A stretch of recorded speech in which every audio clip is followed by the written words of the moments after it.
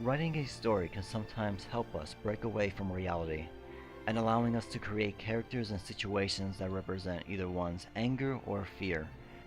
But what happens when that page comes to life? That's the problem our main protagonist, Alan Wake, faces. Being a famous writer with writer's block, Alan Wake and his wife Alice takes a trip to a small town called Bright Falls, where Alan hopes to relax and get away from the big city and all the attention. The couple drive up to a small cabin sitting in the middle of a small island in Quadrant Lake. One night, Alan and Alice get into a heated argument which leads to Alan walking outside to gather himself. Just moments later, the lights in Alice's room turn off and there's a loud screaming coming from the cabin. Alan runs into the cabin and finds that Alice fell into the lake and jumps right in after her. Alan Wake loses consciousness and wakes up in a crashed car 1 week later. Shortly after, Alan picks up a manuscript that he wrote but can't seem to remember writing and seems to be coming true. If that wasn't enough, dark figures known as the Taken start to appear and attack Alan every time it gets dark, leaving well-lit areas as the only safe haven. The rest of the game is Alan trying to figure out what's going on around him and what happened to his girlfriend Alice. The whole story plays out like a psychological thriller, where Alan Wake narrates the situation going on around him. Novel I had never gotten started. I was named the author. I hadn't written it. I couldn't remember writing it. The game keeps throwing story twists towards the end of every chapter and starts with a previously on video to keep the gamer wanting to know what's going to happen next. And for the most part, that method works. I find myself totally involved in the story through most of all of the game, until the very ending, which I felt the story didn't resolve itself and left me with a bad taste in my mouth.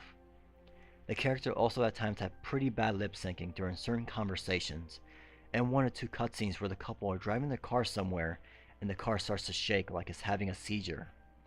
Even with that, it didn't stop me from liking the game, and the characters, and one particular one I've always had a blast watching. Barry Wheeler, who was Alan Wake's friend and literary agent, which I won't spoil but finds very fun and interesting ways to fight off the dark figures in the game.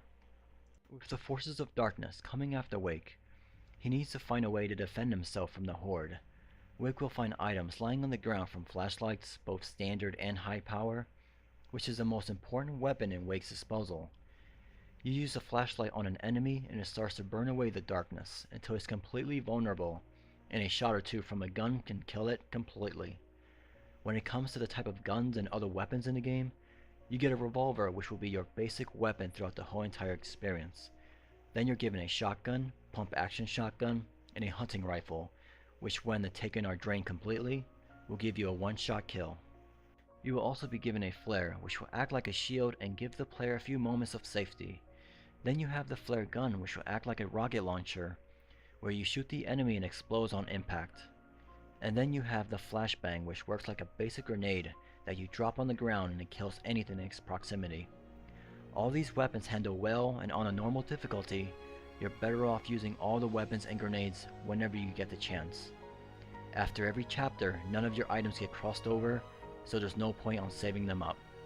While Wake goes running for his life in the forest, he will find dropped manuscript that he supposedly wrote, which will tell the future of what's going to happen next.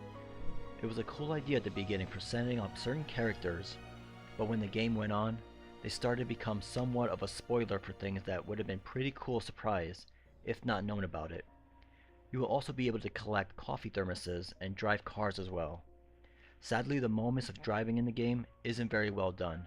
The cars don't carry any sense of weight, and making those hard turns makes you want to turn around and walk the rest of the way through.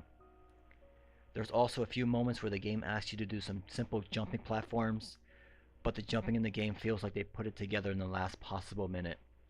The jumping doesn't feel natural, and it kind of feels like a guessing game, hoping that when you jump, that you'll make that landing, and it should have been removed from the game.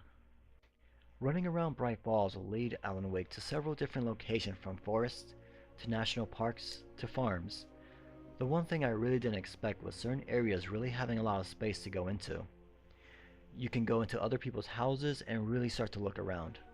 A lot of the game is very linear, and besides moments where you can go into the forest for hidden items, you're heading into a straight line.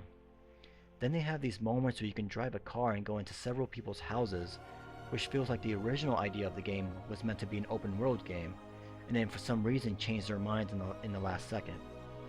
There's also a lot of great fog effects that help with the atmosphere and make it hard to see 10 feet in front of you, and not knowing where the Taken are coming from can be tense.